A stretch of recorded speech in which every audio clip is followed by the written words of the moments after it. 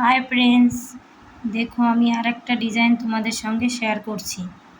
প্রথমে তো আমি ডিজাইনটা উঠিয়ে রেখেছি, তারপরে ভাবলাম যে ডিজাইনটা আমি কিভাবে করলাম তোমাদের সঙ্গে একটু শেয়ার করি।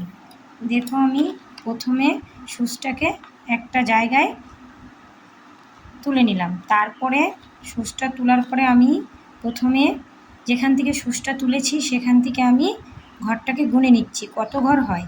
দেখো 1 2 3 4 5 6 7 8 9 10 11 12 13 ঘর ডিস্টেন্সে আমি একটা ঘরে সুচটাকে তুলে নিলাম।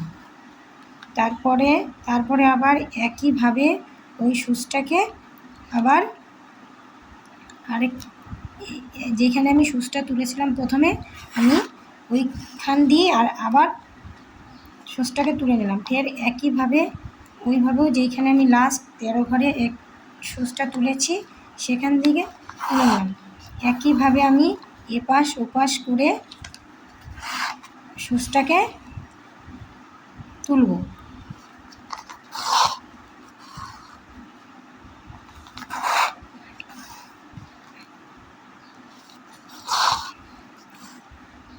সুচটাকে এপাশ ওপাশ করে আগের ডিজাইনটার মতনই 5 ঘর তুলে নিলাম।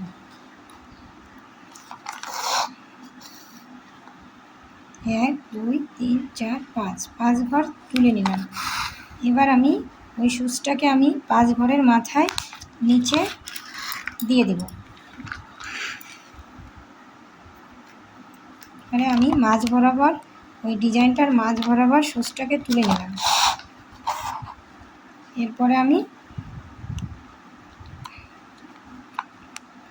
সুতাটার মাঝ বরাবর বেঁধে দিলাম।